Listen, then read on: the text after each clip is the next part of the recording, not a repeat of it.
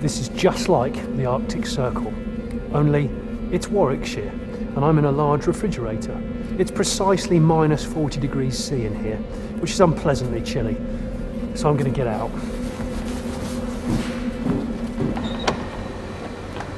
Oh, that's better. This is the home of Land Rover's engineering facility in Gaydon, and the cold weather test is just one of many. The reason I'm here is to find out more about these endurance tests and discover precisely what goes into ensuring the Range Rover Evoque enjoys a lifetime of reliability.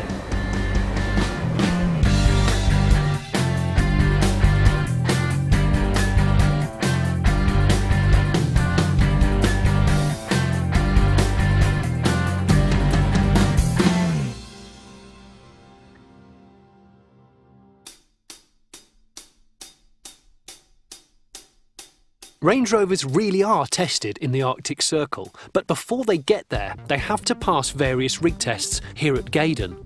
The guys here are literally trying to break every moving, hinging part by subjecting a lifetime of usage compressed into weeks, not to mention simulating different weather and temperature conditions.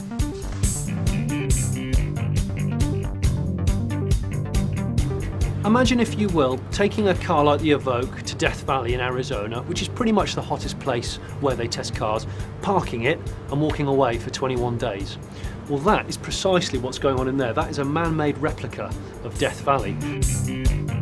This chamber can get up to 110 degrees C. That's 1050 watts of power. What that does is to heat the inside and the outside of the car up to the most extreme temperatures that it would ever experience. The idea being, is everything going to cope? Is the car going to expand and contract? Are the plastics going to melt? Are the panel gaps going to be the same?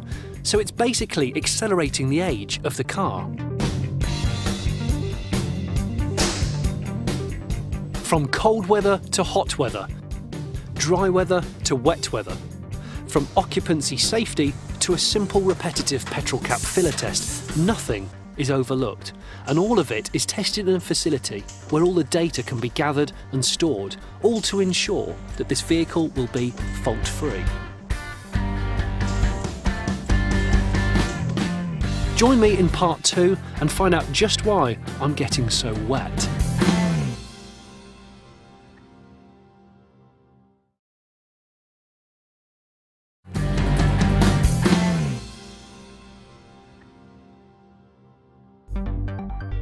So far here at Gaydon, we've looked at some of the extremes of the temperature scales, but there's another, more common weather phenomenon that's just as problematic to car manufacturers, and Land Rover needs to test rigorously against it, and that's rain.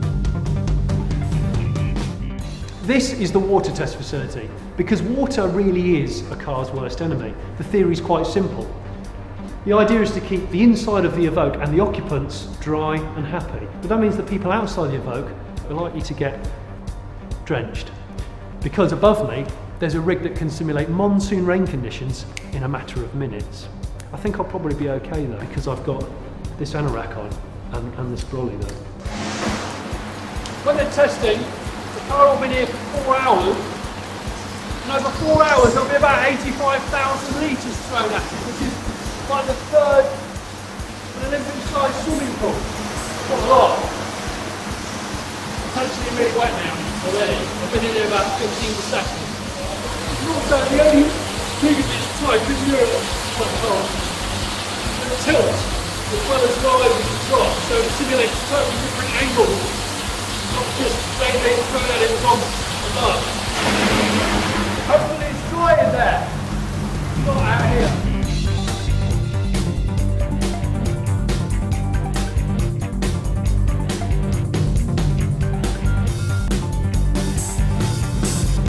Believe it or not, there's 2 guys inside that car right there. And they've got these ultraviolet lights, and they're trying to detect any water that might be ingressing into the car. They're just checking for defective seals or any water getting in through any nooks and crannies at all.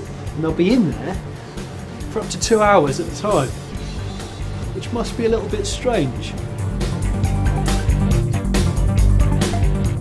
The more I walk around this place, the more I begin to realise just how much work goes into ensuring that every part of this car is built to withstand a lifetime of abuse. A robot's life is a repetitive life. Imagine 30 years ago, that would have been a bloke doing that.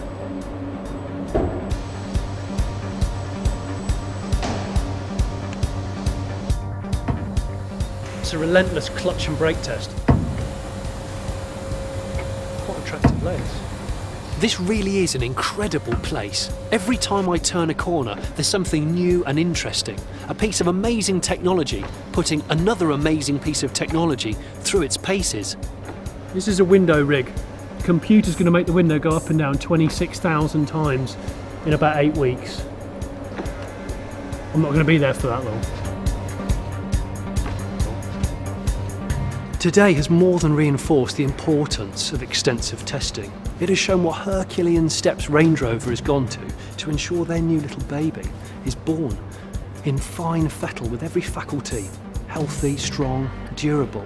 Never mind whether an owner wants to drive to Siberia for a winter of twitching or to Surrey to pick up an essential morning coffee. The point is to prove that it can do both, and to prove that before it goes anywhere near a spotlit showroom or an owner's driveway, that it works, and that it works properly.